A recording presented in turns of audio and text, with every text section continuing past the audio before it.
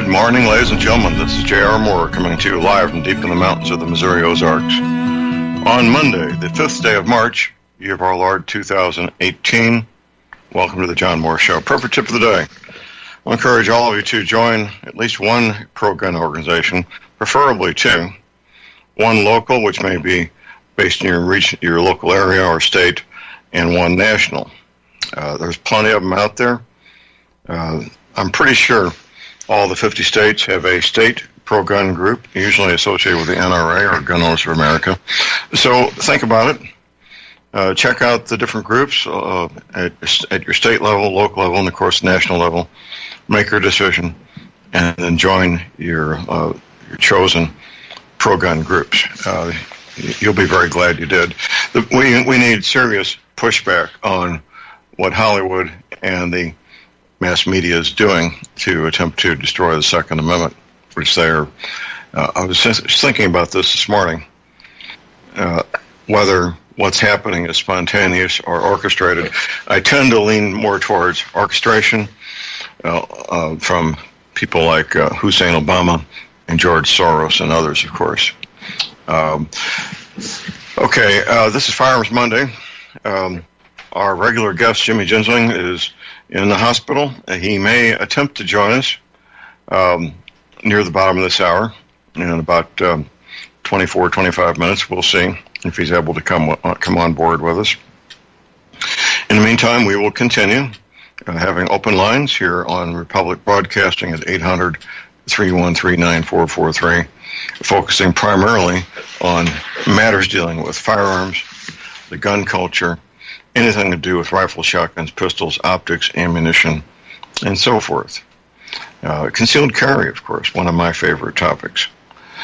I was watching carefully as the Missouri legislature was about to pass concealed carry. That's been, I think, 15, 16 years ago, something like that. We began that effort, we being the pro-gun guys and gals, 1988. Statewide, there was just what appeared to be a spontaneous surge forward in the various population centers of the state of Missouri, Metro St. Louis, Metro Kansas City, Cape Girardeau, Springfield, other places.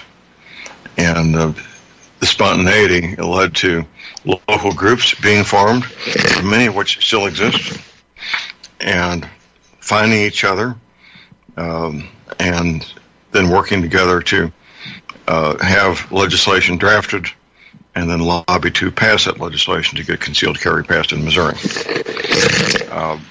It's a pretty good statute we've got as far as concealed carry goes in the state of Missouri.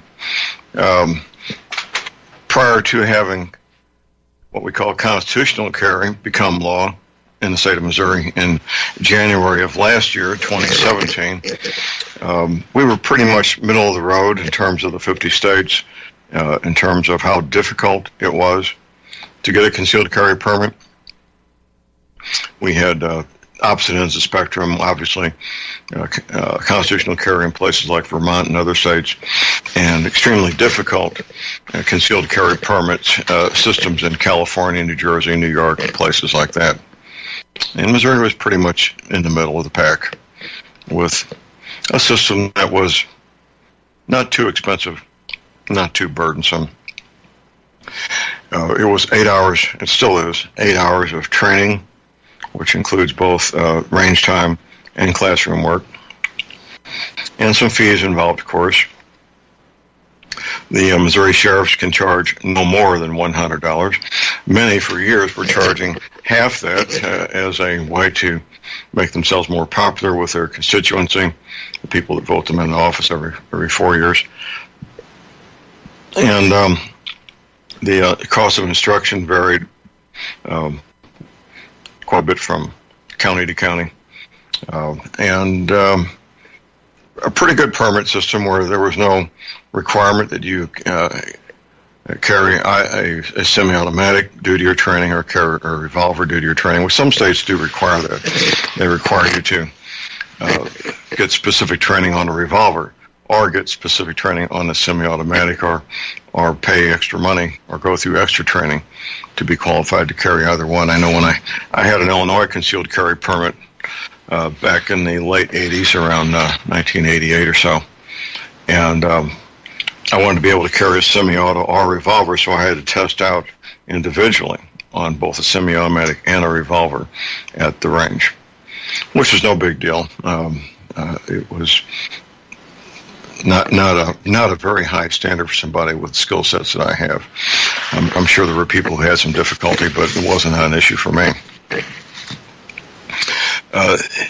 It was predictable, the arguments against concealed carry when we were working on this 17, 18 years ago.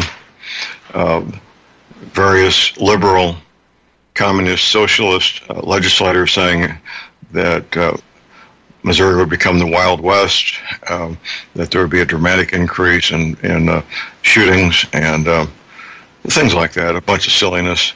But it was predictable because that's what they do in every venue in all the 50 states when concealed carry permits were being promoted and advocated.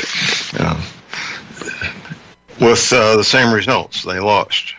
Eventually it took the courts to force the last two states, Illinois and Wisconsin, to force them to have a permit system for people to get concealed carry permits. I believe, if I'm not mistaken, that Illinois was number 49 and Wisconsin was number 50 for getting concealed carry permit systems in place for their citizens. Illinois has a very tight,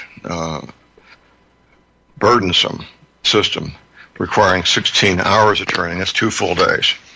And it's not easy. Illinois also has a firearms owner's identification card, also called a FOID card, FOID, firearm owner's identification, that if you're an Illinois resident, you must have one of these prior to buying a rifle, shotgun, or pistol, or buying ammunition in the state of Illinois. Ironically, when I got my Illinois concealed carry permit, I had to first get an Illinois FOID card so that I could move forward in that process. They weren't going to let me move forward until I had an Illinois FOID card. I thought that was kind of strange, but they were quite happy to issue a FOID card to a Missouri resident. They didn't mind taking my money at all, not in the least. See if I can get some of these background noises under control here. It took us, the investigators I was working with, it took us 2 or 3 months to figure out. It was so simplistic that all we needed to do was make the application for the FOID card, and it would show up in the mail a couple of weeks later. Not a big deal. Not really a big deal. Some of the rumors that were going around, a friend of mine, she was working in the administration of St. Louis University, and many of her co-workers were black females that lived in the city of St. Louis, in what might be called the ghetto. And they were expressing their concern to her that the teenage gangbangers were going to get concealed carry permits and carry pistols, as if that would be some kind of reality. Well, first of all, back then, of course, you had to be, I think, 21 or 22 years old. You had to have a clean arrest record. You had to present yourself to the authorities to be fingerprinted and have a background check, as if gangbangers were going to go through such a process to comply with the law, as if that meant something to them in the first place. A great amount of emotion involved in these arguments, a great lack of understanding, a great lack of facts. And we see that a lot right now, what's going on nationwide. I was just reading this morning that Mr. Cruz, who shot up that high school 2 weeks ago, the magazines he was using for his AR-15 all had a 10-round capacity, which for some reason the anti-gun people have been focusing on magazines that hold 11 or more rounds these past 20-something years. I'm not sure why they do that.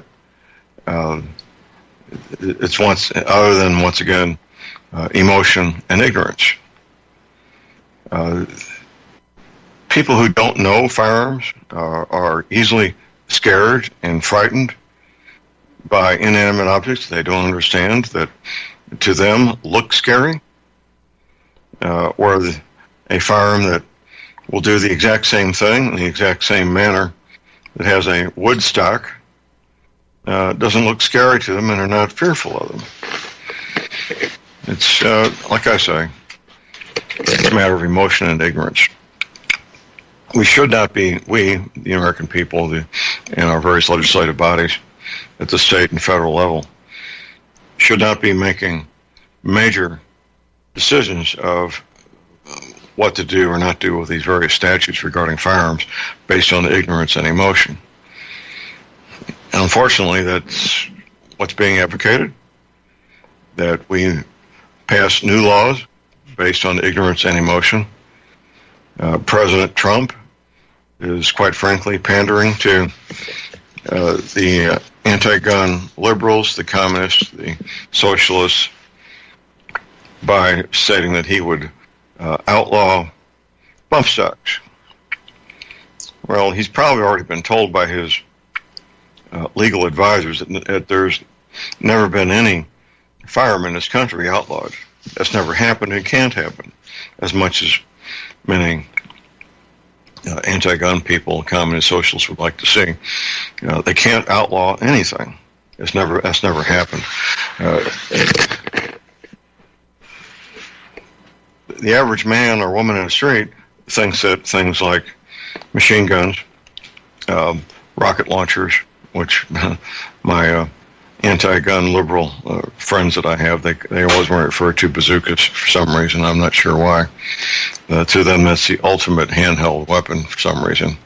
And once again, ignorance. But these types of weapons have never been outlawed. They've been regulated, going back to the mid-1930s, but never been outlawed. So President Trump can't outlaw bump stocks. He could make them subject to regulation. It's a slippery slope, and we talked last week about the camel's nose under the tent. Most men and women I know in the gun culture could give a hoot about bump stocks and related devices. To us, they're a novelty. To us, they're something that young men buy to have fun with and possibly cause damage to their firearms, and they're using these devices. But that's all they are, is a novelty. And I have no desire to own one. If somebody gave me one, I may take it as a gift and then sell it on eBay or something. But I have no use for one. The danger is the slippery slope of the way the legislation is written. And I think sometimes the gun writers get a little bit carried away, attempting to make a point, saying things like getting a new trigger group for your rifle, which is pretty common. One of the big manufacturers is Timney, that's Timney. Aftermarket trigger groups are a pretty common thing among men and women who want to improve their marksmanship and have a better performing rifle. I think it's a stretch myself, but if it makes a point, it makes a point. And that's good. Making a point can be a very good thing. We've had any number of people call in on my show asking, what can I do? How can I affect change? Asking me for my help. I pick and choose my battles. There's lots of worthwhile causes out there. Dozens of worthwhile causes. I have limited time, like all human beings. I tend to pick out something that a cause that's near and dear to my heart, or two or three at the most, and I will focus my attention on those to move those causes forward. And that's what we all need to do. We can't be all things to all people. I know we had some interesting discussions last week about one of the callers asking me to support something regarding treatment of veterans in the Veterans Administration and the VA healthcare system. While I support anything that will help veterans, I can't have the time to devote to every cause that comes along. I simply can't. It's not physically possible. But what I will do is help people who have that passion to make that their cause, help give them a sense of focus, a sense of direction, and help develop a plan that has some possibility of being successful, as opposed to just tilting at windmills and really not accomplishing anything. I've done enough of that in my life, and many people have as well. No more tilting at windmills. A viable plan that has a chance of success. That's where these matters need to be directed, as opposed to just making noise. I know there's any number of people who think that if we have a demonstration, a public demonstration of our feelings in front of the authorities who might have some ability to do something, such as U.S. Congress, for example, that will move the agenda forward. Not necessarily. Not necessarily at all.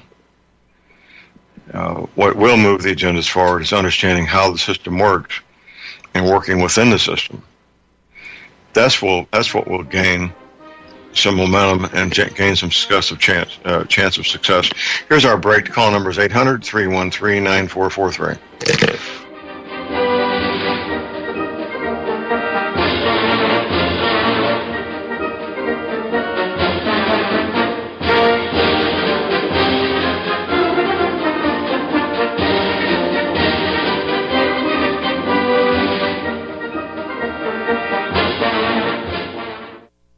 Ladies and gentlemen, J.R. Moore here. It's taken 3 years before I could offer the inter-shelter domes for sale.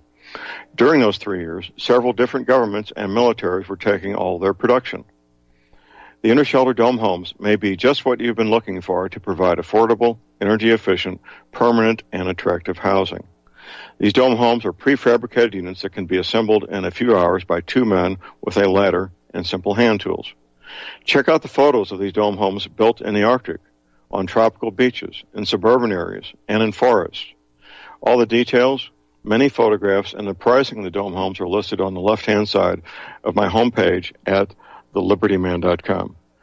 I think you'll find these homes are not only attractive, but they're energy efficient, and a bonus. You can disassemble them and reassemble them as many times as you feel you need to.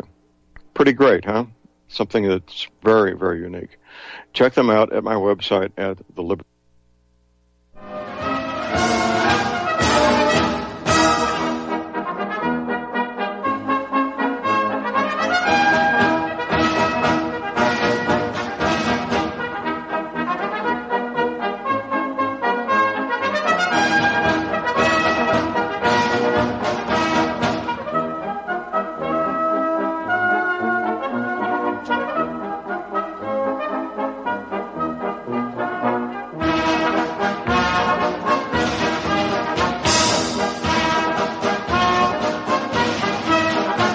All right, we are back, ladies, and we're back. J.R. Moore here on Monday, the 5th day of March. Later this month, I will be the keynote speaker at the Hear the Watchman Conference in Dallas, Texas. That's March 22nd to 25th. If you want to attend and get a discount on the tickets, just go to my website at thelibertyman.com.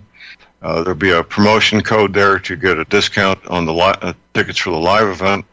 And a discount for the live streaming if you can't be there in person.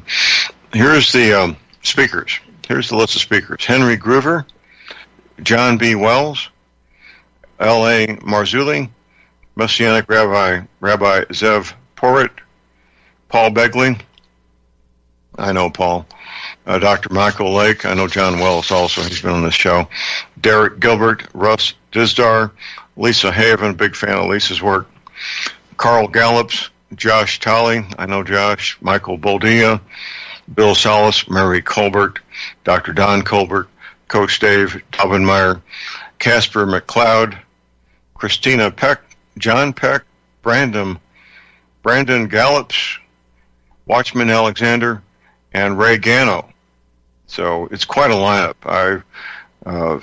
Like I said, I know several of these men and women. I'm looking forward to meeting all of them in person and look forward to seeing a lot of you there as well. So just go to my website at thelibertyman.com to get your discount ticket. Firearms Monday. Something I observe frequently, men and women who are not terribly proficient in firearms but would like to become so. Many of these men and women gravitate towards very expensive firearms, thinking that will give them an edge, help them to become a better marksman. And I don't agree with that myself. I do agree that you need to have good quality equipment on one hand. On the other, owning a $2,000 pistol is not going to make you an expert marksman. It's simply not going to do it. Most of the name brand firearms being marketed today, even entry-level pistols like Rock Island, for example. I'm a big fan of Rock Island, and it's certainly, in terms of price, it's entry-level on one hand. On the other, the quality is there, the workmanship is there, the materials are excellent materials. One of the things I look for in any rifle or pistol is the quality of the trigger. And I have a couple of Rock Island 1911s, and they both have excellent triggers. Excellent triggers.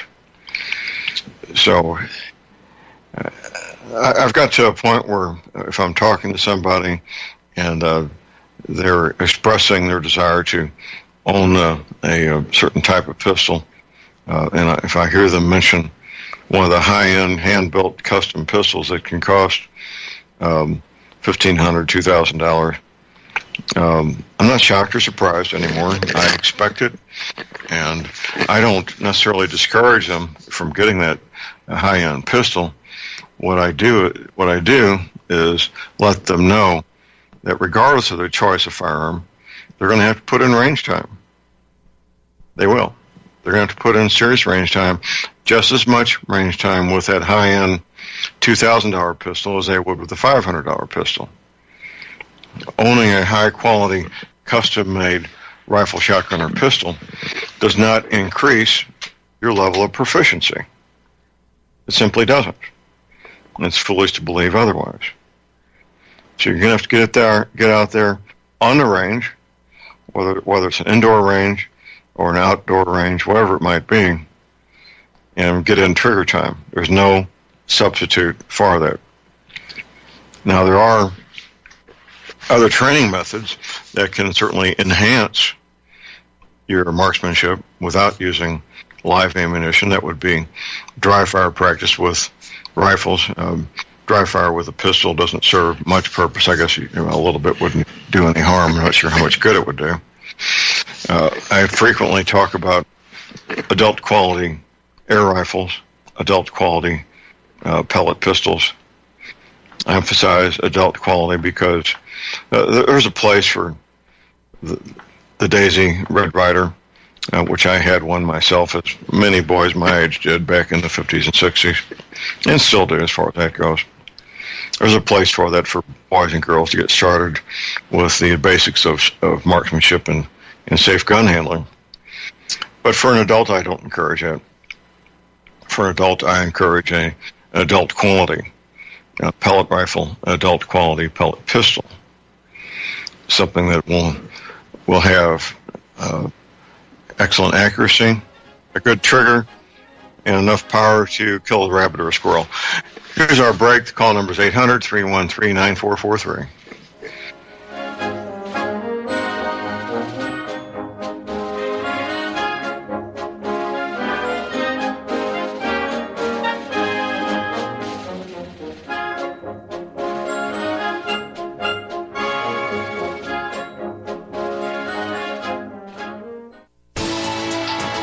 You are tuned in to the Republic Broadcasting Network. Visit our website by going to republicbroadcasting.org.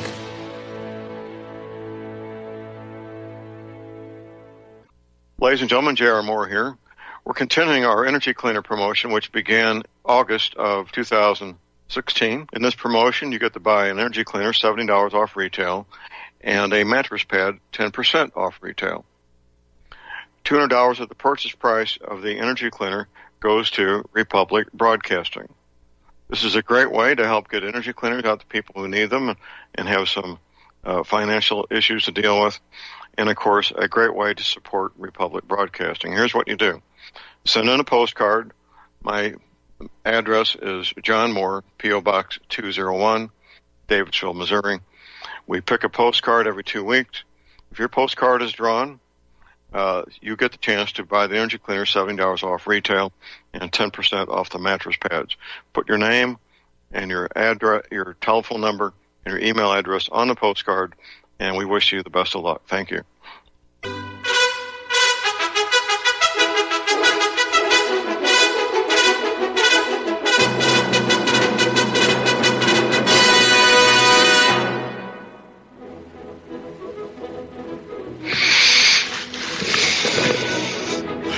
All right, we are back, ladies and gentlemen. We're back. J.R. Moore here on Monday, the 5th day of March.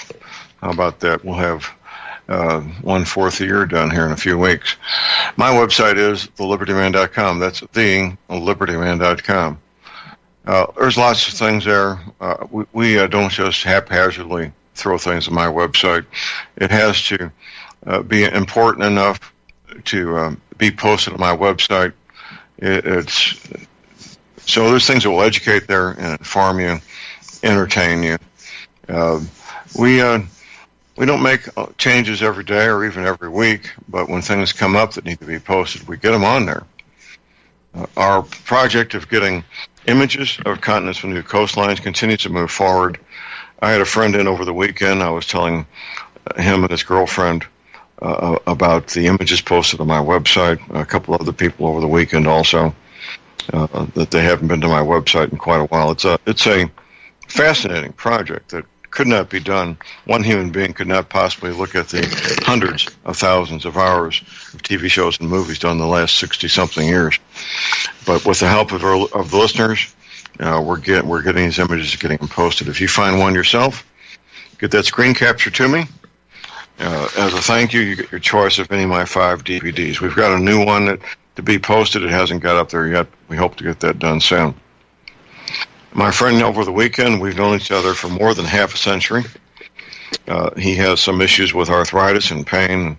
We talked about that a bit, and he went ahead and bought an energy cleaner and a mattress pad for himself to help mitigate the arthritis pain he's experiencing. If you have arthritis pain yourself, or joint pain, or back pain, you need to check out the Energy Cleaner at my website. Keep in mind, I was telling my friend, I have a 90-day money-back guarantee. That's what I offer, is a 90-day money-back guarantee on the Energy Cleaner. So you're risking nothing when you get an Energy Cleaner. Quite frankly, nothing is at risk. So check it out. Make your decision. You can place your order for your Energy Cleaner and your mattress pad to go with it right there at my website. And yes, you can use PayPal. PayPal is the most secure way to make any payment online. It's quick, it's easy. MasterCard, Visa. If you need some money order or a check, my address is at my website also at thelibertyman.com. I have a toll-free order line 24 hours a day. Here it is, 800-592-9543. I say again, 800-592-9543.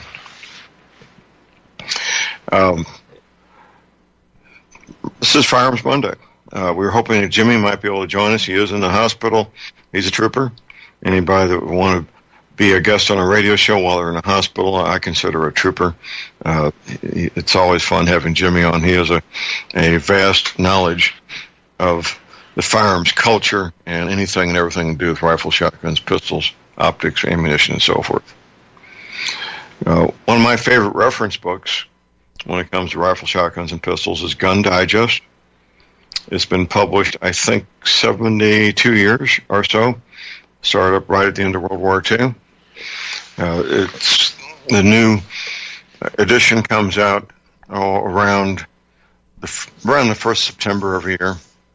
I always look forward to getting my new issue and going through there and reading the articles and seeing what's new in the gun culture. The fast-moving matter, the gun culture.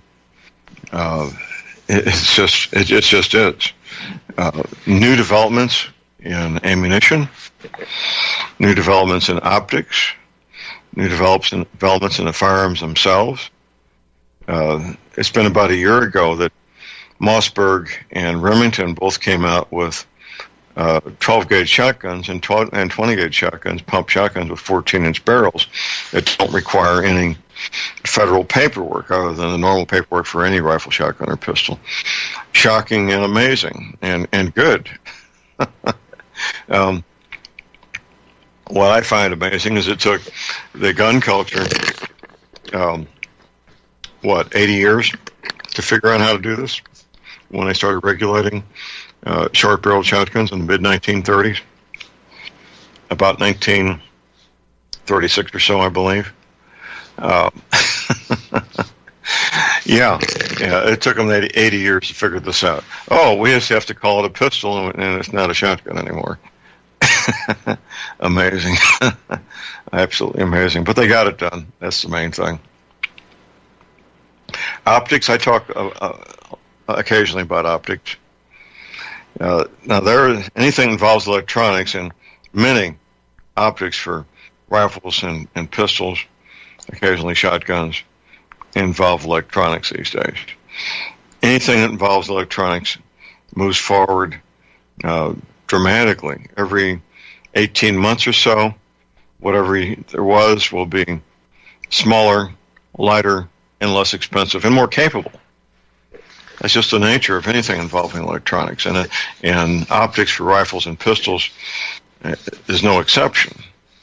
It's marvelous. It's just marvelous to see what's going on, the direction that these optics are going, how sophisticated they're becoming, how inexpensive they're becoming. It really is quite phenomenal, in my opinion, to see what's going on. I remember when the first laser sights were being marketed to police agencies, only for rifles. These things were the size of a carton of cigarettes, not a pack of cigarettes. They were the size of a carton of cigarettes. And they weighed, oh, good grief, one of these things weighed, because the battery took up most of the weight and most of the space. Probably 3 or 4 pounds, I don't know. But you would mount it to the barrel of a rifle underneath at the bottom and get it good and secure. And then you would, I'm not sure how they turned off and on, if they had a remote switch or if they had a switch on the laser sight itself. And then, of course, you'd have to sight it in. And at the time, we're talking 1974, 75, along in there, that was looked at as a real gee whiz Star Wars type piece of equipment, that there was even such a thing as a laser sight, despite the weight and the size and the cost. I don't recall specifically what these things cost, but they were probably around $2,000 or so. And at the time, we looked at those and said, boy, that's really something neat. I didn't know. I never saw one in person.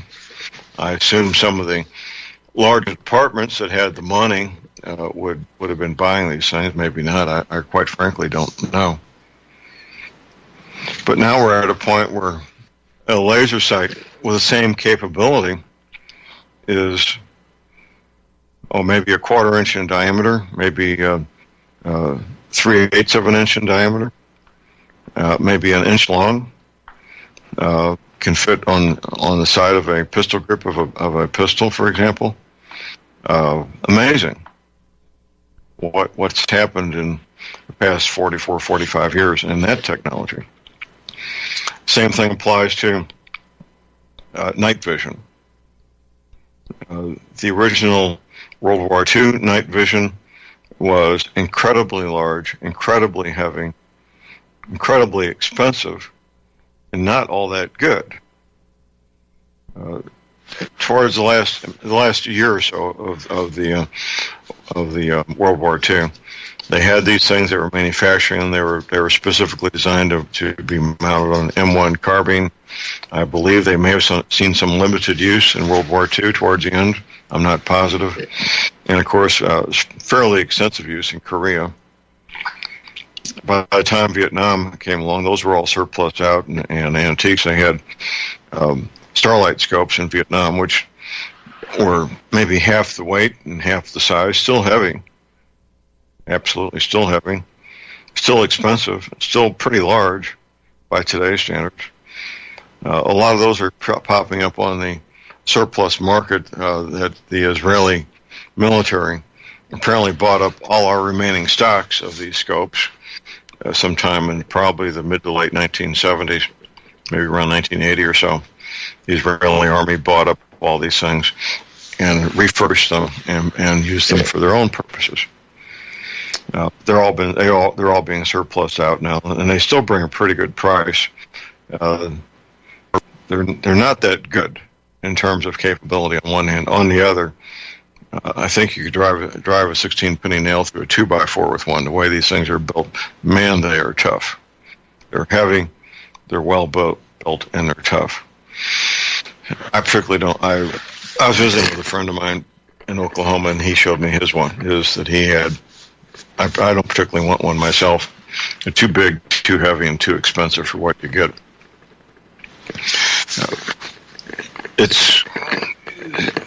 The night vision is moving so fast that if you get up to speed and you learn everything you need to learn about night vision, and you don't pay attention for maybe 10 or 12 months, you're going to be behind the curve. There'll be new equipment out there that you're not aware of, new equipment that's lighter, has better capability, and is less expensive. That's the nature of that part of the gun culture. The place I like to go to educate myself, and if I need to make a purchase, is Optics Planet. That's opticsplanet.com. You may think you know something about night vision and what's available, but once you go there, you'll find out how much you don't know in terms of night vision. And let's not forget thermal imaging as well. It's a broad spectrum of capability, price, weight, size, all these things. Entry level for a weapon sight, night vision weapon sight, you're looking at less than $300. You don't get much for that on one hand. On the other, a $300 night vision scope is better than no night vision at all. Seriously, it is. If you don't have any night vision, and you think, well, I'll wait till I save up $1,000, and if you only got $300, go ahead and get something now. Normal can change in a heartbeat. We all found that out the morning of September 11, 2001, how quickly normal can go away. In minutes, normal can go away. I'd much rather have the peace of mind knowing I've got a $300 night vision scope in a Faraday box, Faraday cage, in a safe, knowing that it's there. I know how to use it. I've got plenty of extra batteries for it. It's ready to go. I'd much rather have that than have an envelope with $300 bills in it waiting to save up to that $1,000 to buy something better. That's just me. Let's see, we got a caller on hold here. We got Scott in Arizona. Good morning, Scott. Good morning. I'd just like to bring your attention that over by Payson, Arizona, towards the rim there, Strawberry Pine somewhere, we found a cache of landmines and claymore mines. And then not too long ago also, they found another stash of similar with mines and claymore just across the border in Mexico, so something's up. It looks like someone's cashing weapons. Well, let me give you a heads up here, Scott. About once a year, there'll be news articles in mainstream publication talking about all the stolen weapons and other devices, such as the landmines you're talking about, stolen from the U.S. military. So this has been an ongoing issue for decades, is the disappearance, the theft of explosives and weapons from the U.S. military. In fact, I was on a training operation myself with one of my outfits when somebody had their M16 stolen. And, we spent, it delayed everything for about 3 hours while we inspected every truck and every backpack and every piece of equipment trying to find this lost or stolen M16. So these things do happen, and they happen far too frequently. The military has checks and balances in place to try to cut back on that as best they can. But it happens way too frequently, Scott. And those caches that you're talking about, they could have been MS-13. They could have been stolen from the military, waiting to be sold, or already been stolen and have been sold already. Just simply don't know, do we? No, we don't know who did it or where they came. They could have been surplus in the Middle East. We don't know. Or wherever. Well, I don't. Yeah. If there's serial numbers, they could be supplying. Right. Well, if there's serial numbers on any of that equipment, it could be backtracked to a point where they were known and were accounted for. But that usually doesn't lead to any conclusions that will help. Well, just wanted to bring that awareness up. Oh, okay, Scott. Thank you. Appreciate the call. That's going on. Okay. Thanks, sir. Bye. Call number is 800-313-9443. If you're as active as I am, I'm not as active in the gun culture now as I have in the past, but when I was really active in the gun culture, I would be aware of people who had some of this stolen stuff, and they were trying to, not the people who owned it, but people who knew the people who owned stolen material, and I just let them know I don't want to know about it. I don't want to hear about it. I don't want to know about it. Don't tell me anything about any stolen weapons or explosives or anything of that nature. I don't want to be in the same county with that stuff. And that's the way those conversations go, because that stuff's out there. And I encourage any of you and all of you to do the same thing. Somebody that approaches you offering to talk to you about stolen machine guns, stolen M16s, pistols, explosives, you let them know you are not interested. There's a high probability that the person talking to you is working on behalf of a police agency, and that you're being set up to be arrested and charged with serious crimes that have serious jail time attached to them. So that's what you do, in my opinion. I'm not going to go into any specifics, but I could go into some specifics of things I'm aware of over the decades where I've been approached in that manner. Don't go there. Simply don't go there. I don't care how lucrative it sounds, how enticing it sounds, how much you might want access to whatever that equipment or explosives may be. Simply don't do it. Here's our break. Call number is 800-313-9443.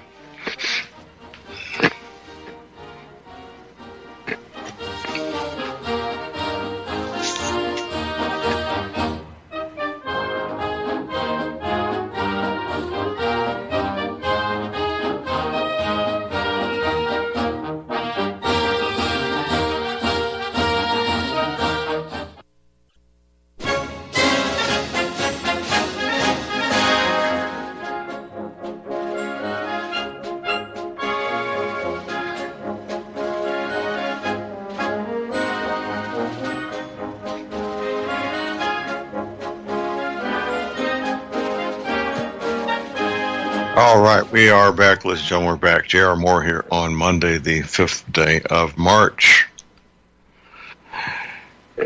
If you're politically active, high profile like myself, active in Second Amendment matters, in matters of concern to the conservative groups of our people, patriots, pro-life, for example, pro-Second Amendment, anti-illegal immigration.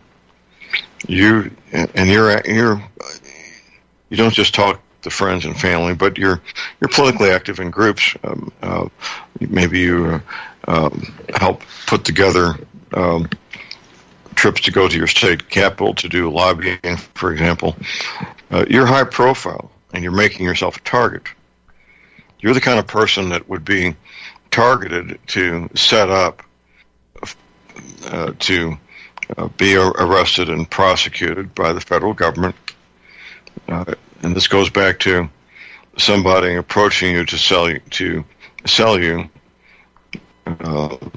unregistered machine guns or explosives or any other similar type piece of devices and equipment.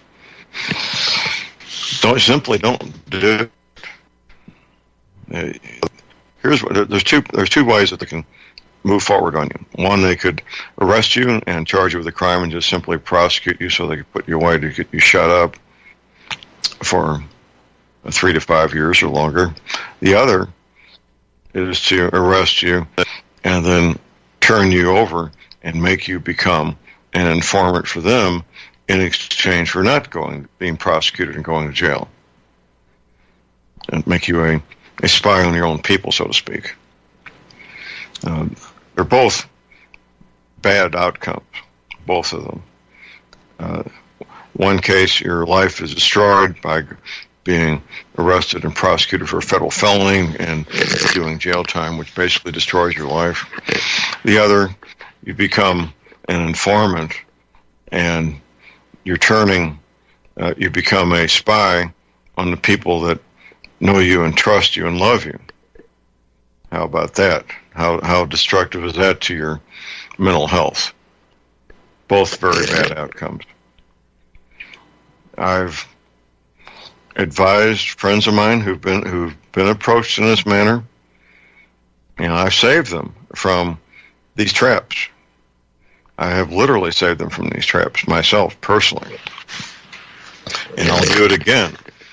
It's absolutely evil what the federal government will do to achieve their goals. What they were doing back in the 60s and 50s was even worse. But what they're doing now is not far from it. Not far from it. And it's a fine line to be a public person and do good things, and on one hand, and on the other, not be intimidated to just shut up and become a private person again, which is what they would love. Top of the hour break. Stay tuned. We'll be right back.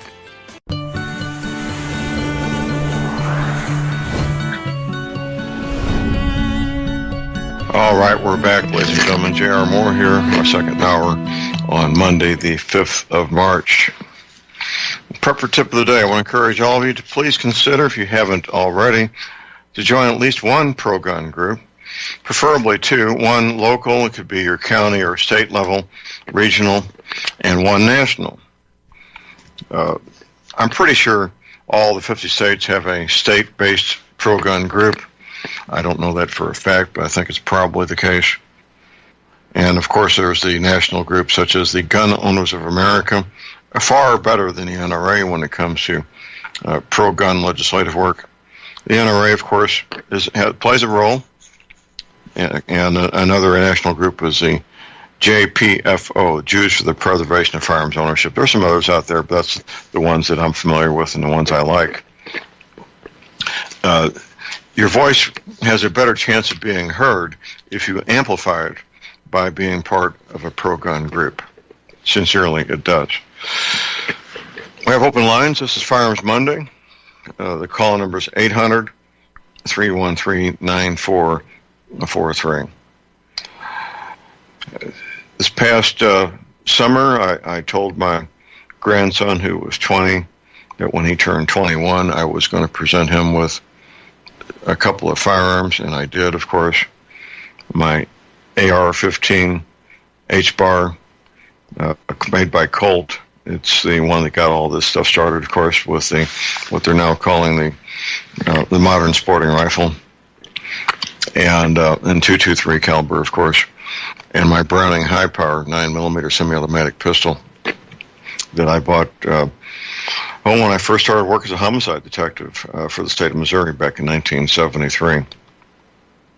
At the time, the film Serpico had come out, with Al Pacino being the star, playing the role of Serpico, based more or less loosely on the real life of a police officer named Serpico in the New York City Police Department, who joined the police department, the New York City Police Department, wanting to do the right things for the right reason, an honest, patriotic American New Yorker who became aware of the corruption within the New York City Police Department and took it upon himself to right the wrong, and end up being threatened, having his life threatened by his fellow officers who were part of the corruption.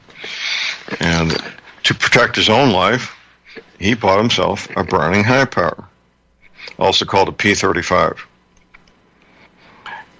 John Moses Browning's last pistol design first went into manufactured in 1935, I believe in Belgium. Mine was a Belgium model, by the way. And when I first took delivery of that, I looked at this, I held it in my hands. It was so highly polished and so beautiful, with the walnut grips, the nice carrying case it came in. It looked like it belonged in a museum, in an art museum. It was so beautiful. And I became quite proficient with it, to the point where I believe it was around 1976, I had a gentleman riding in I had a Volkswagen Thing at the time, maybe it was 1977, my Volkswagen Thing. He was a passenger. I was driving on my property that I owned at the time in the Ozarks. And as I was approaching the creek that went through my place, I spied a copperhead snake about 50, 60 feet away. This pistol had iron sights on it, just very simplistic iron sights. And I stopped, and this was, the copperhead snake was near where my daughter liked to go swimming, who at the time was, maybe 3 years old. So I stopped the Volkswagen Thing, pulled the pistol, it was in the glove compartment, pulled it out, and I steadied it on the dashboard of the Volkswagen Thing, took careful aim, and did a headshot with one shot. Put the pistol back on safe, put it back in the glove box, and acted like it was no big deal, like I do this all the time. And the gentleman, he was a contractor, by the way, construction contractor, sitting in the passenger seat. He didn't say a thing. He did not say a thing. And we went on about our business. When I was active in a combat pistol competition in the late 1970s, that was the firearm I used for combat pistol competition, which was just becoming popular back then. I would drive all the way up to Columbia, Missouri, to the Chapman Academy where we did our competition, and I learned a lot. I thought I knew a little bit about pistols and how to properly shoot pistols, but when you get involved in competition, at least for myself, I found out how much I didn't know. The same thing applied to when I got active in high-powered rifle competition. Now, that would have been, the late 1980s, about 1988 or so, 89. And I've been shooting high-powered rifles for, 22 years by then. And once again, I thought I knew a little bit about high-powered 30 caliber rifles. I found out how much I didn't know. So I didn't have any. I'd never been to high-powered competition before. I had some inkling of an idea of what I would need, so I I showed up for this first competition. I had my M14 with iron sights, which that was all they allowed, of course. All they still allow. A foam mat to lay down on, a spotting scope, my ammunition, and that's all. That's what I brought with me. I thought that's all I needed to participate in this. So I'm getting set up to get I'm on the firing line there, and I've got all my equipment laid out. My rifles laying there.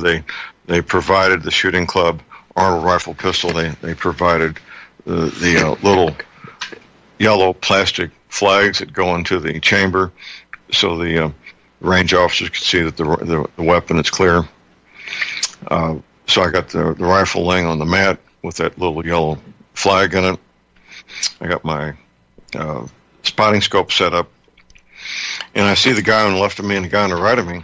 They've got cans of 3M spray adhesive, just like you use for mounting photographs. 3M spray adhesive, and I thought, okay, I don't want to sound stupid or act like I'm so absolutely ignorant. So I'm not going to ask these guys what this is for. I'm just going to sit here and watch what they do with a 3M spray adhesive. Of course, they also had their shooting jackets. I didn't have a shooting jacket.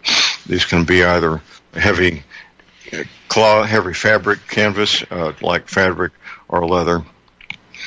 I didn't have one, but I was just getting started.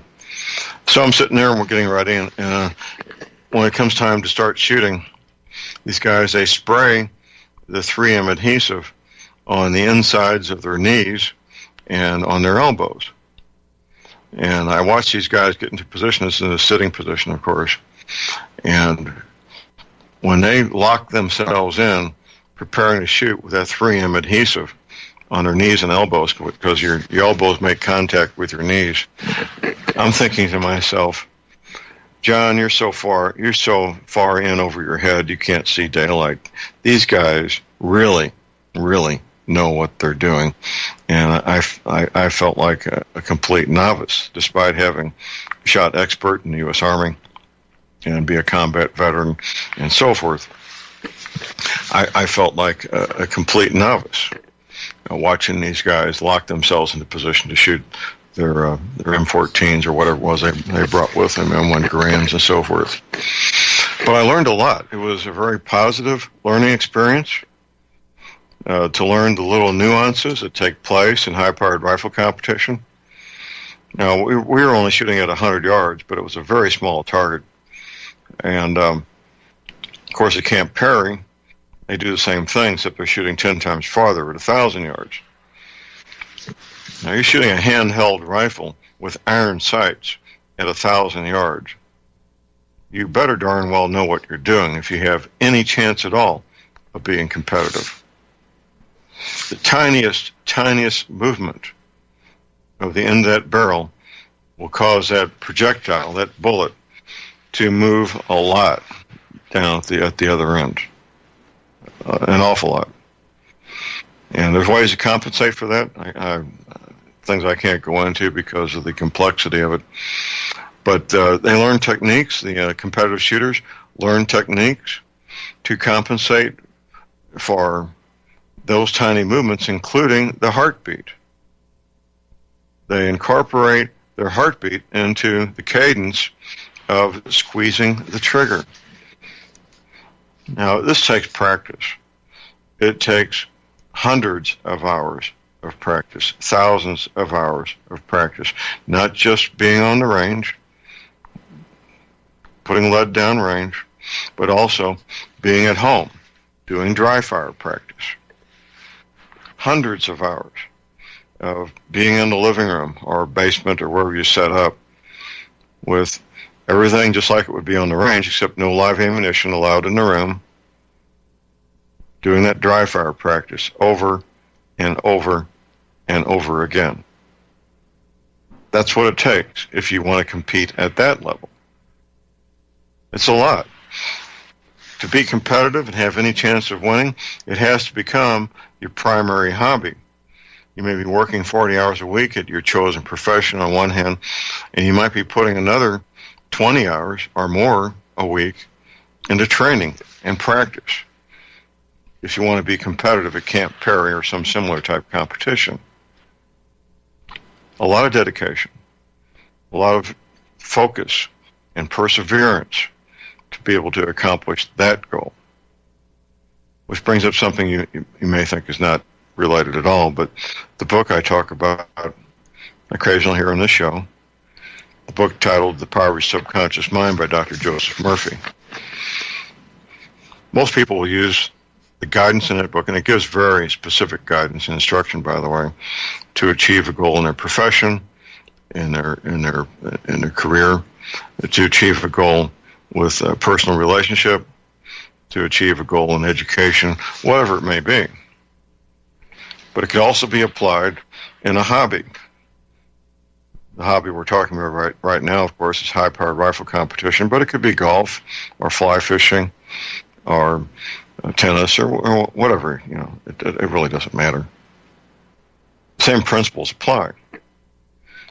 To achieve clarity, to achieve focus, to achieve whatever goal you want. It's a free download at my website, by the way, the book, The Power of Subconscious Mind by Dr. Joseph Murphy. In fact, I'll be buying, probably in the next day or so, I'll be picking up another 4 or 5 copies to give to people that I have a high reason to believe that they will make good use of it and help them achieve their goals. It's a wonderful book, and it's changed countless thousands of lives. Chances are you've somehow, some way, stumbled upon some of these principles inadvertently without having read the book and applied these principles to achieve a goal in education or your career or a personal relationship without really having the structured plan that Dr. Murphy outlines. Now, for you Christians out there, don't be concerned. Dr. Murphy he's deceased. Dr. Murphy was a Christian, had his Doctor of Divinity degree, and you will find, in my opinion, you'll find nothing in the book that collides with Christian theology. In fact, you'll find Bible quotes in there and compatibility with Christian theology and Christian beliefs. So don't have any concern in that area. For you non-Christians out there, he doesn't hit you over the head with Christian theology. He does incorporate Christian theology, but he doesn't smack you over the head with it and make it the main theme in the book. So I think it's good for both sides of the fence, those practicing Christians and those who aren't. But getting back to high-powered rifle competition, it's phenomenal what men and women can do when they put their mind to something and make it a goal, make it a quest that they want to achieve a certain goal, and are willing to do what it takes to achieve that goal. Sacrifice the time, sacrifice the money, sacrifice doing things that may be more fun than laying on the floor of their living room, dry firing for hours at a time. There are people, I'm sure, who would find it fun, but most people would find it a matter of training to achieve a goal. When I do my morning workout, at the moment I'm doing my stretching, the same stretching I started doing when I was running track in junior high school. In the Army, same stretching exercises, 250 crunches. I'm only doing 50 push-ups right now. That's really a pretty light workout for me. It's not fun. I enjoy the results of that workout. I feel better. I have more flexibility, more strength, better muscle tone. But the actual act of doing it isn't particularly fun. It's something to do to achieve a goal. That's what it is. And I get satisfaction out of that, so that's why I do it. And you can also. You also can set goals for yourself. You can achieve those goals and enjoy the satisfaction of the results of achieving those goals, whatever those goals might be. So, get the book. You can get new copies off Amazon for $3 or $4 a piece, and I think you'll enjoy it. I really do. Let's see. Getting back to firearms. It can be, if you're coming in from the outside into the gun culture, it can be overwhelming. It really can. There's a lot to learn. There's a lot of people who hold themselves out to be experts that really aren't when it comes to firearms technology or the laws regarding firearms. In my book that I wrote, No Need for Panic, no, that wasn't, that's a paper. In my book, Feel Safe Anywhere, You Can Be Your Own Bodyguard, I advise people to not get legal advice from police officers. They may mean well, they may want to help you, but they don't necessarily know what they're talking about. Here's our break. Call number is 800-313-9443.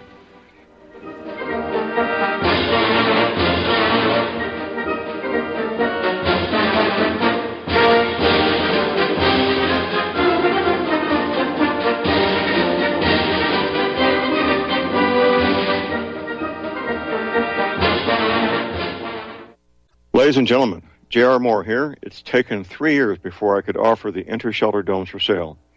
During those 3 years, several different governments and militaries were taking all their production. The inter-shelter dome homes may be just what you've been looking for to provide affordable, energy-efficient, permanent, and attractive housing. These dome homes are prefabricated units that can be assembled in a few hours by 2 men with a ladder and simple hand tools. Check out the photos of these dome homes built in the Arctic, on tropical beaches, in suburban areas, and in forests.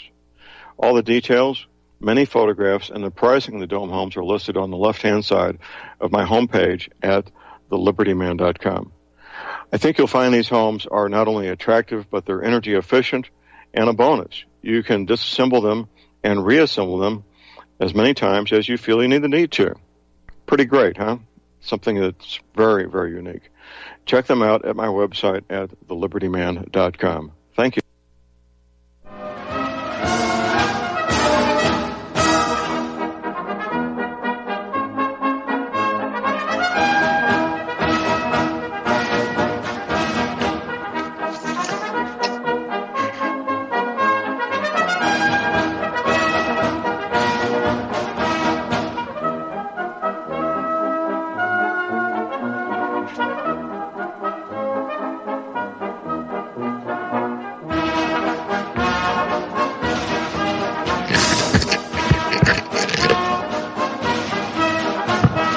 All right, we are back, ladies and gentlemen. We're back. J.R. Moore here on Monday, the 5th of March.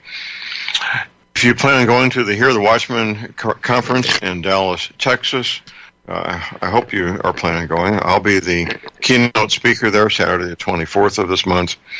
If you want to get a discount ticket, just go to my website at thelibertyman.com, get the promotion code, and get a nice discount on the admission price. If you can't attend, there's a discount on the live stream version of it.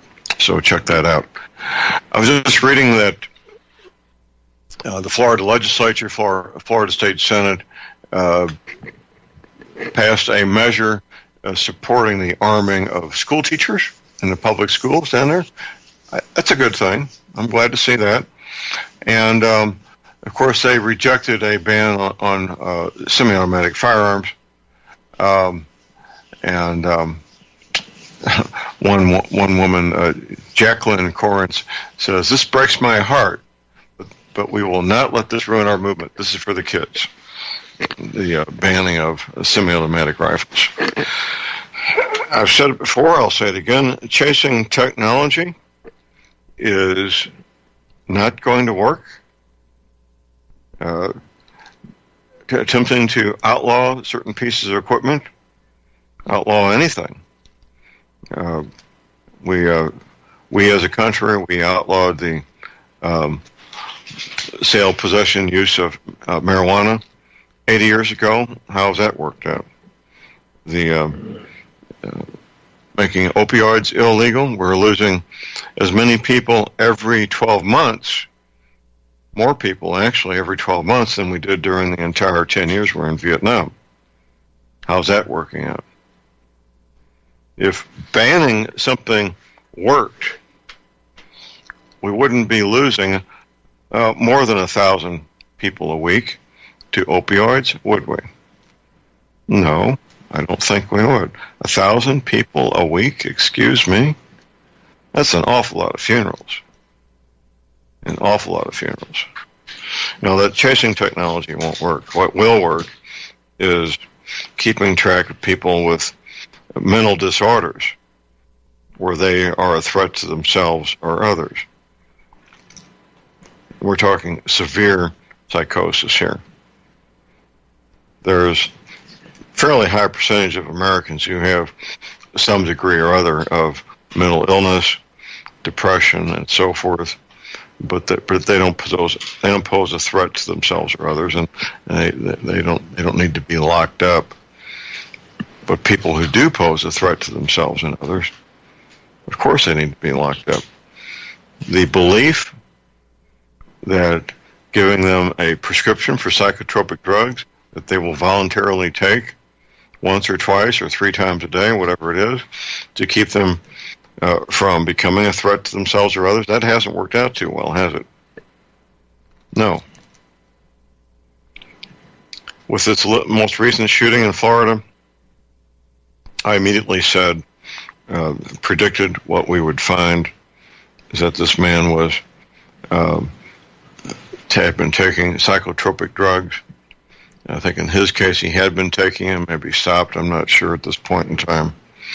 But there's one common denominator between these mass murderers, except for the Muslims. They don't need to take any psychotropic drugs, they're already crazy. The one common denominator has been interaction with the psychiatric professionals, psychologists, professionals, and having prescriptions for psychotropic drugs. That's been the one and the only common denominator between these individuals. Other than the fact that almost all of them are white males, it seems to be almost ubiquitous. So that's where the focus needs to be. President Trump has addressed this. Others at the national level have addressed this. I'm old enough to recall when this all began, around 1970, 1969, 1970, when the psychiatric professionals were saying, well, we can save all this money, all this hundreds of millions of dollars by no longer institutionalizing people that present a danger to themselves or others. We're going to diagnose them.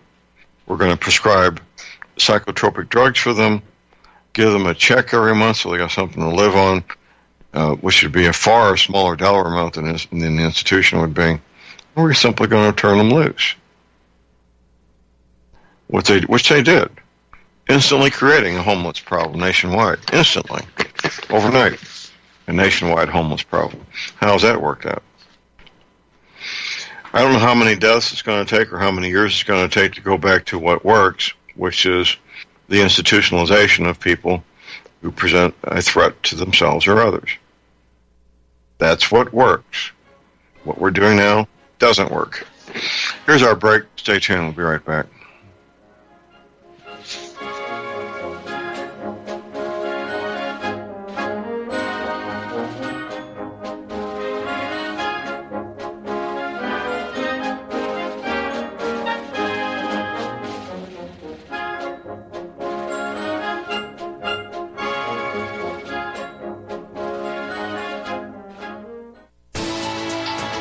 You are tuned in to the Republic Broadcasting Network. Visit our website by going to republicbroadcasting.org.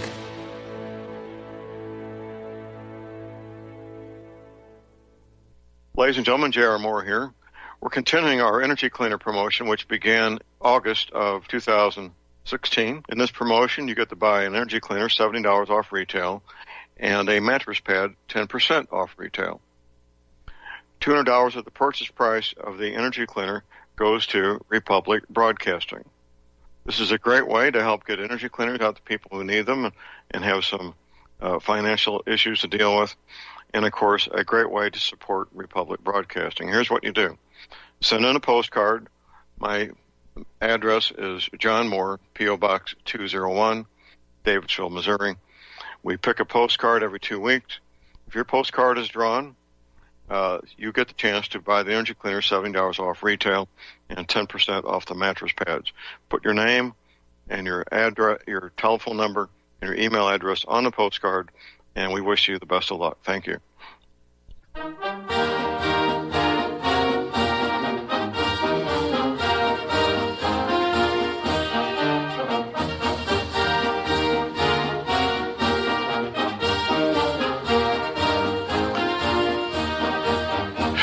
All right, we are back, ladies and gentlemen. We're back. J.R. Moore here on Monday, the 5th of March.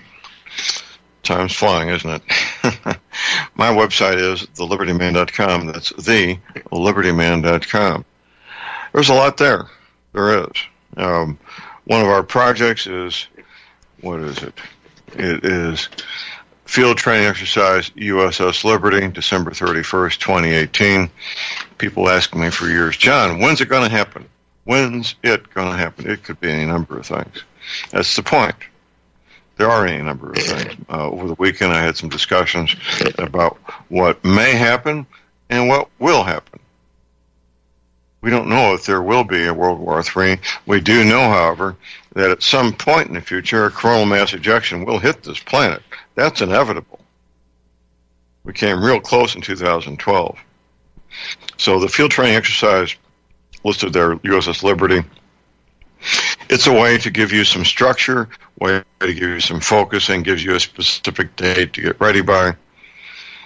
Assuming that you're the next 9 months go forward with no issues, we'll set up a new date towards the end of this year and set up a new training exercise to move forward and continue to give people something to focus on and plan towards. Also, my website, of course, our energy cleaners for sale. This is my home business. I use mine every night. If you have issues with joint pain, arthritis pain, back pain, you need an energy cleaner. Not getting a great night's sleep, you also need an energy cleaner. When you sleep is when you heal. Getting a great night's sleep, having a good circadian rhythm. You know what your circadian rhythm is, don't you? Really? You don't? Okay. That means getting up about 6 a.m. and going to bed about 10 p.m. That's it in a nutshell. Getting up about 6 a.m., going to bed about 10 p.m. Check out the energy cleaner at my website. It's only $285, shipping included. And to make it a little bit less of a issue for you, I offer a 90-day money-back guarantee. That's from me to you personally. I stand behind these products, and you'll like it. You will. Check out the factory-made fitted mattress pads to go with the energy cleaner. It's a great combination. That's what most people are doing these days at the get-go. They get their twin-size, full queen, king, California king. They get their mattress pad right there at the get-go. I have a toll-free order line. Keep in mind I take PayPal. PayPal is a lot of fun. It's the most secure way to make any payment online, MasterCard, Visa. My toll-free order line, here it is, 800-592-9543. I say again, 800-592-9543.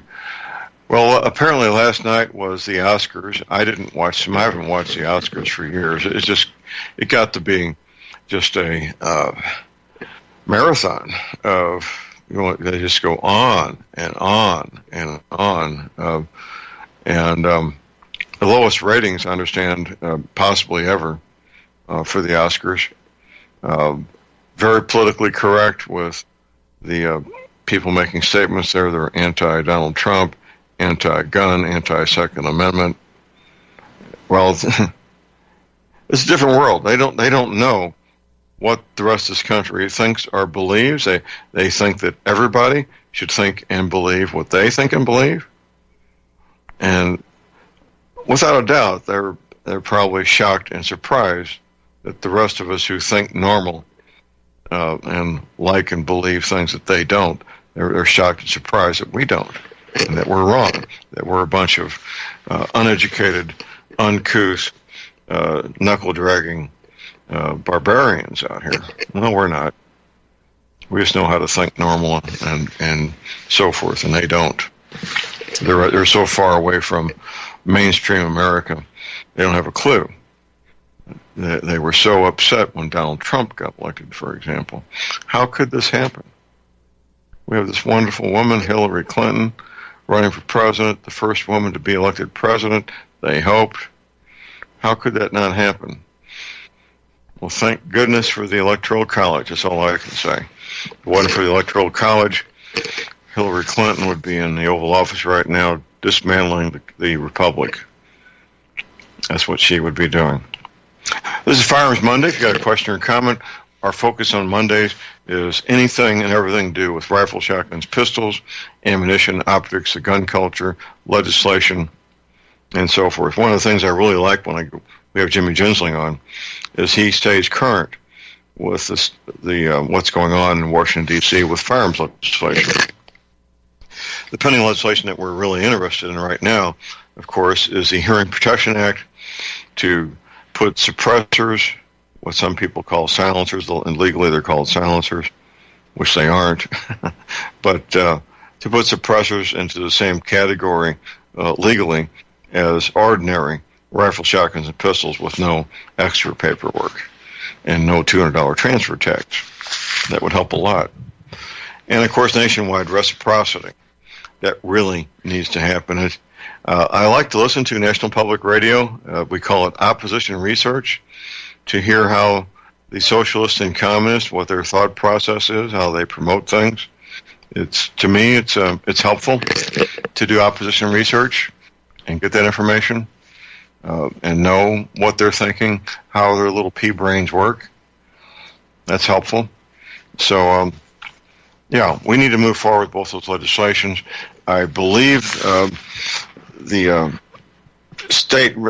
U.S. representatives, U.S. congressmen, U.S. senators will understand their constituents, what their constituents want in their home districts, their home states, and they will move forward with this legislation.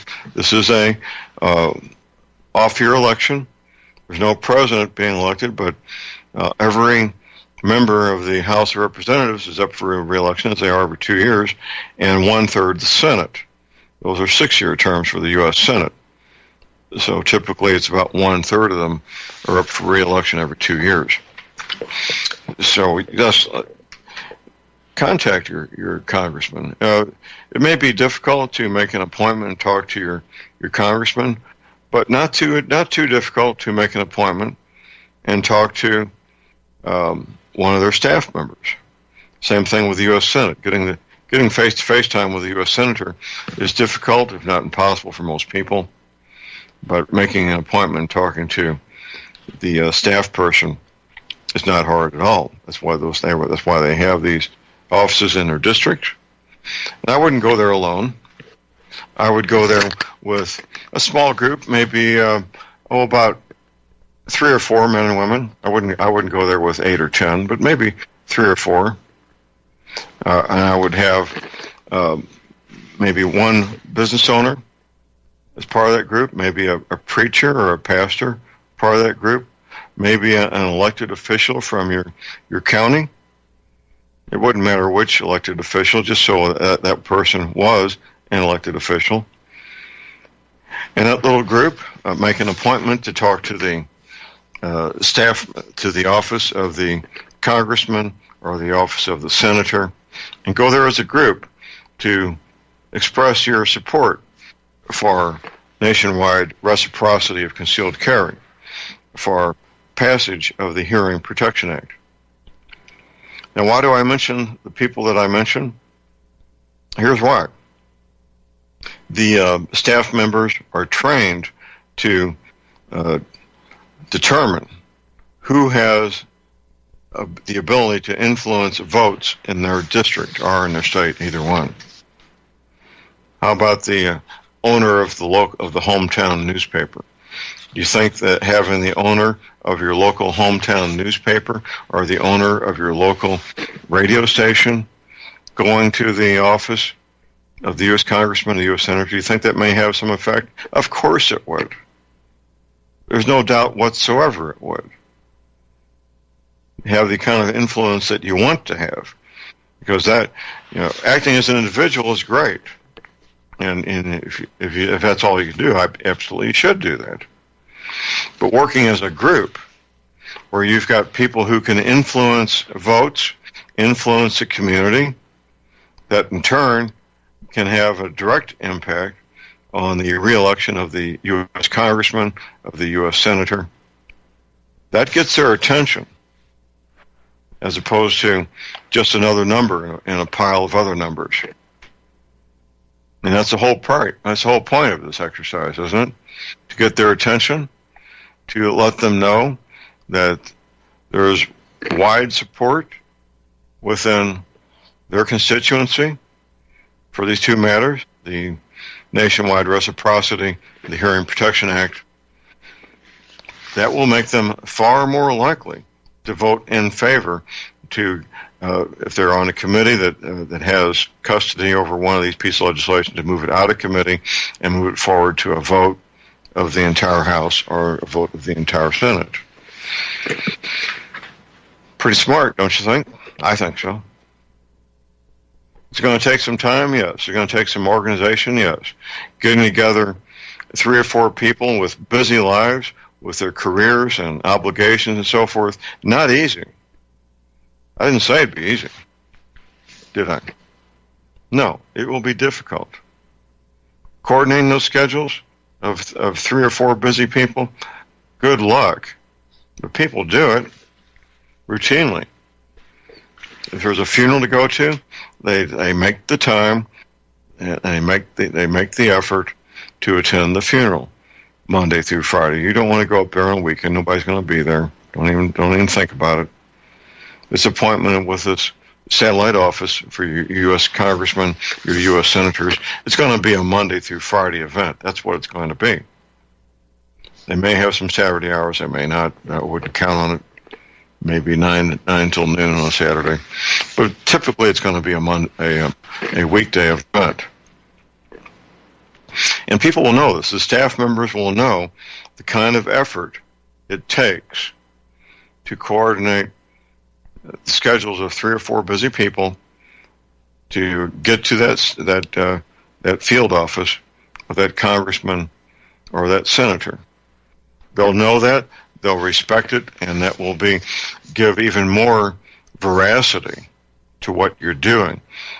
That these men and women think so highly of these matters, nationwide reciprocity and the Hearing Protection Act, that they're willing to take the time and make the effort to put this in their schedule, travel whatever distance they need to travel. It may be 3 or 4 miles. It might be 100 miles.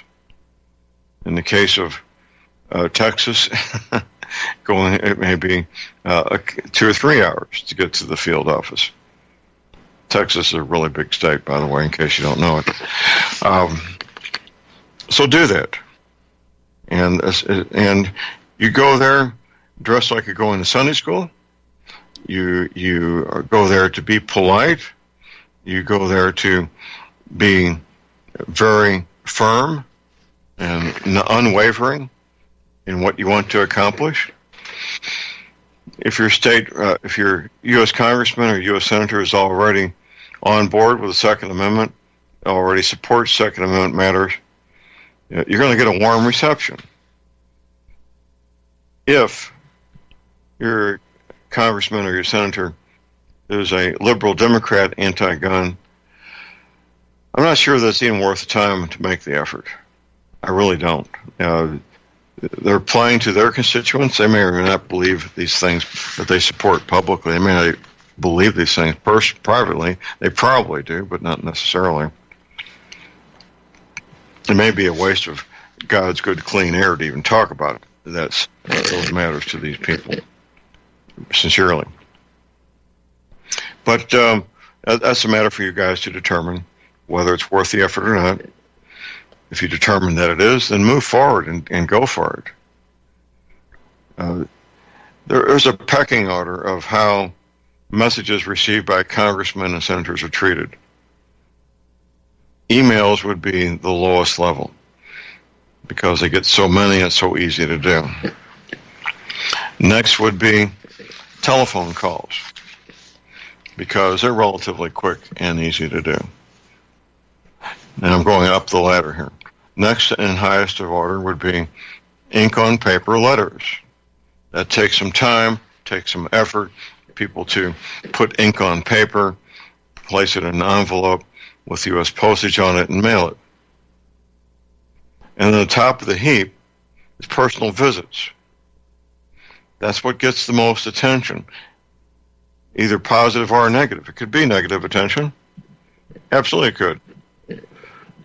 If you walk in there and you're confrontational, you're not polite, you're not dressed professionally, you will not be well received and your message will be rejected. What's the point? What's the point? You may get some self-satisfaction out of going into Maxine Waters' office and having a confrontation with her or a staff member, which is more likely. Maybe gratifying and satisfying to do that, but I wouldn't do it. What's the point? You're not going to change their minds. That's a fantasy. You know, change Maxine Waters' mind or the mind of one of her staff members? That's an absolute fantasy. It's not going to happen. You may get some personal gratification out of it, but is it worth the price? Get very confrontational at all, they're going to call security or call the police, and then you got to deal with those. And that's not going to help you any. So don't do that. I wouldn't even mess around. I would not even set up an appointment in the office of Maxine Waters' staff, one of her field offices, assuming she has more than one. I wouldn't do it. I think it's a waste of time and effort to do so. That's my opinion. But many of these congressmen and these senators, they will blow with the wind with their constituents. If they feel that the majority of their constituents are pro-gun, pro-Second Amendment, they're going to go that way. If they feel the majority of their constituents are anti-gun, anti-Second Amendment, they're going to go that way. And many of these districts, that is going to be an issue, a matter to be looked at and decided on, whether or not 51% of the voting people in that district or that state are pro-Second Amendment or anti-Second Amendment. That's the driving force. So your visit to a congressman or a senator could well be one of the deciding factors. You have a business owner there who's got 100 employees. That means 200 votes. Assuming they have spouses. That's a lot of votes. Here's our break. We'll be right back.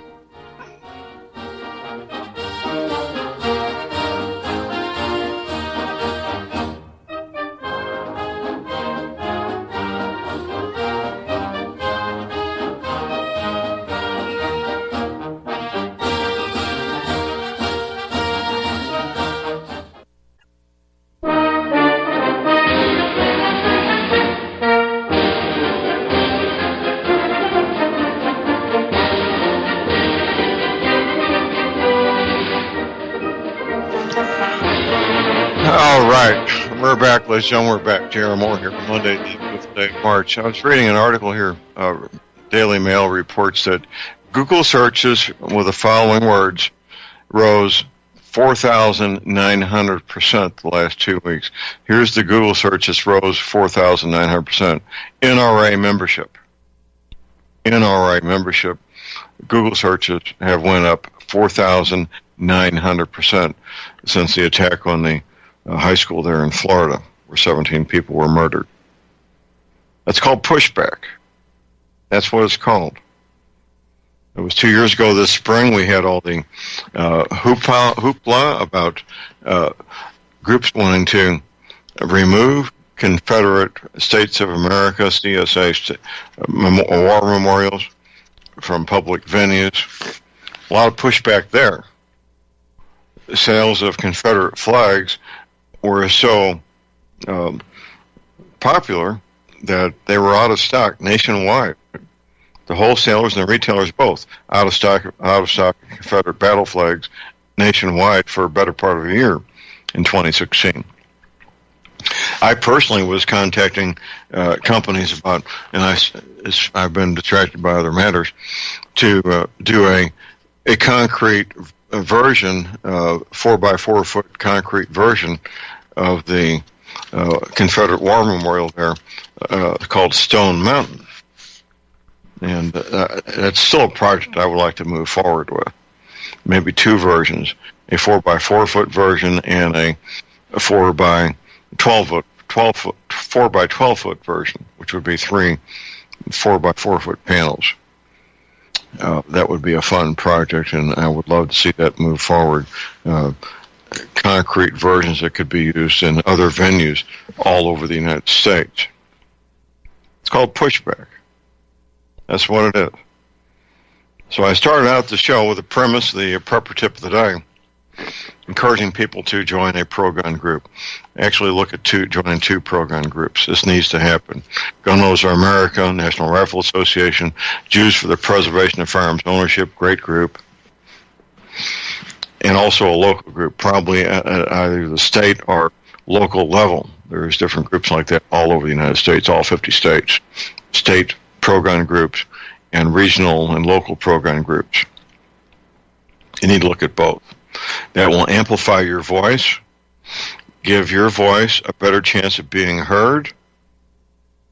If you go to have a meeting with your congressman or senator, and you're a member of a local group that has 100 members or 200 or 300, whatever it is, that amplifies your voice being there as an individual, because they know you're going to go back and talk to people in your pro-gun group and all those votes.